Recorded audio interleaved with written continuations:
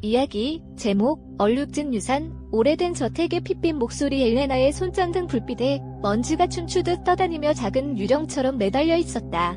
저택 안의 공기는 무겁고 빽빽했으며 세월의 무게와 귓가에 맴도는 묘지 같은 침묵으로 가득 차 있었다. 그들은 한 번도 만난 적 없는 고무 할머니에게서 집을 상속받았는데 그녀는 광기와 자발적인 은둔에 휩싸인 신비로운 인물이었다. 붐비는 도시는 뒤로하고 이제 그들을 둘러싼 것은 웅장한 석조 건물과 그것을 둘러싼 수백 년 된 나무들 사이로 끊임없이 속삭이는 바람 소리뿐이었다. 정말로 이걸 하고 싶은 거야? 마르코스가 물었고 그의 목소리는 입구의 광활함 속에서 겨우 속삭임에 불과했다. 엘레나는 침을 삼키며 고개를 끄덕였다. 상속은 매력적이었다. 광대한 토지가 있는 거대한 집은 현대 생활의 맹렬한 속도에서 벗어나기에 이상적이었다. 그러나 그것은 또한 불안했다. 도착하기 전에 보았던 사진들은 웅장한 건물을 보여주었지만 억압적이고 거의 위협적인 분위기를 풍겼다. 우리는 변화가 필요해, 마르코스. 그리고 게다가 우리는 그냥 썩게 내버려 둘 수 없어. 엘레나는 실제로 느끼는 것보다 더 확신에 찬 목소리로 대답했다. 저택은 곰팡이 냄새와 오래된 나무 냄새로 그들을 맞이했다. 흰 천으로 덮인 가구들은 어둠 속에서 조용한 유령처럼 서 있었다. 엘레나는 다른 손전등을 켜고 탐험을 시작했다. 각 방은 과거의 메아리였다. 엄격한 표정의 남자들의 퇴색된 초상화, 금이 간 가죽 표지의 책으로 가득 찬 도서관, 섬세하고 먼지가 덮인 도자기가 있는 진열장. 본관홀에서 그들은 큰 묘와 초상화를 발견했다. 그것은 각진 얼굴과 꿰뚫어보는 눈을 가진 남자가 시대 이상을 입고 있는 모습을 묘사했다.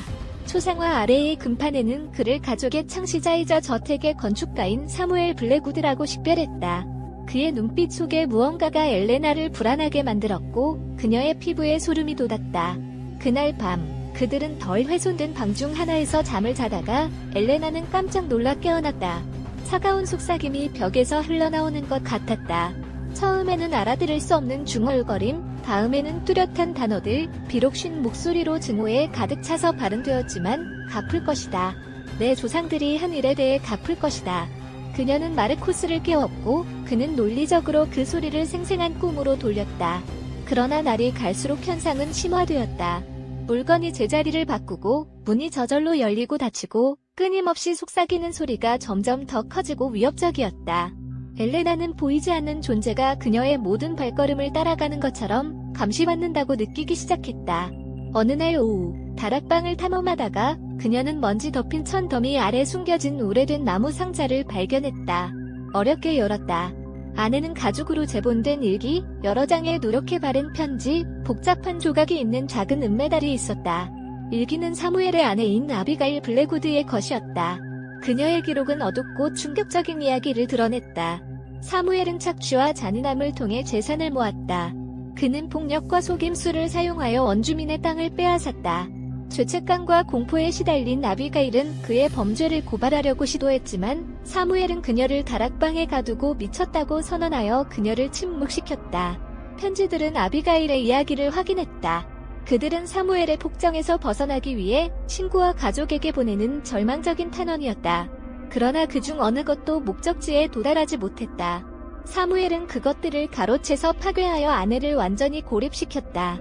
엘레나는 메달이 방 중 하나에서 발견한 작은 초상화에서 아비가일이 착용했던 것과 같은 것이라는 것을 알아차렸다. 그것을 만지자 소름이 그녀의 몸을 훑고 지나갔다. 그날 밤 존재는 더욱 뚜렷해졌다. 속삭임은 분노의 찬비명으로 변했다. 벽이 흔들리고 가구가 진동했다. 엘레나와 마르코스는 두려움에 떨며 본관 홀로 피신했다. 갑자기 사무엘 블랙우드의 초상화가 굉음을 내며 바닥으로 떨어졌다. 유리가 산산조각이 나고 그림이 갈라져 그 아래 숨겨진 이미지가 드러났다. 고통과 광기로 일그러진 아비가일의 얼굴. 목소리가 방 안에서 그 어느 때보다 크게 울려 퍼졌다. 정의, 복수. 차가운 바람이 불어와 불이 꺼졌다.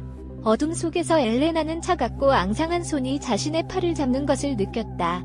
그녀는 비명을 지르며 벗어나려고 했지만 그 힘은 초자연적이었다. 마르코스는 손전등을 켜고 끔찍한 장면을 드러냈다. 누더기를 입은 유령 같은 형체가 그들 앞에 서 있었다.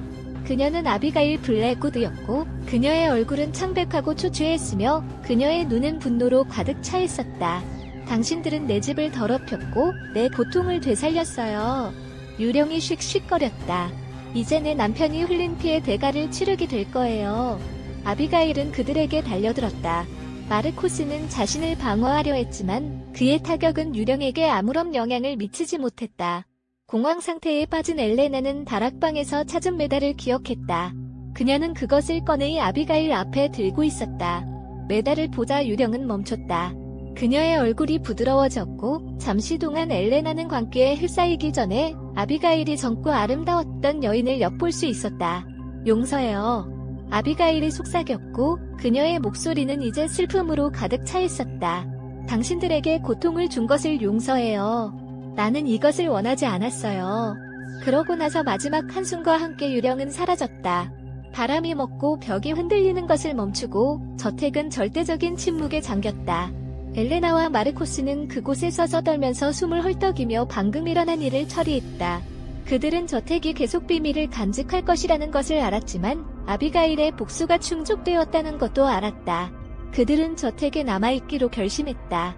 착취하기 위해서가 아니라 아비가일의 기억을 기르기 위해서였다. 그들은 사무엘 블랙우드의 역사를 조사하고 그의 범죄를 대중에게 폭로했다. 사무엘이 초래한 피해를 보상하는 방법으로 땅의 일부를 원주민 공동체에 기증했다. 저택은 여전히 웅장하고 신비로웠지만 더 이상 공포의 장소가 아니었다. 그것은 고통에 대한 기념비였지만 정의와 구원에 대한 기념비이기도 했다. 그리고 얼룩진 유산의 새로운 수호자인 엘레나와 마르코스는 아비가일 블랙우드의 이야기가 결코 잊혀지지 않도록 했다. 때때로 밤에는 엘레나가 바람 속에서 부드러운 속삭임을 듣는다고 맹세했는데 더 이상 복수의 외침이 아니라 조용한 감사였다.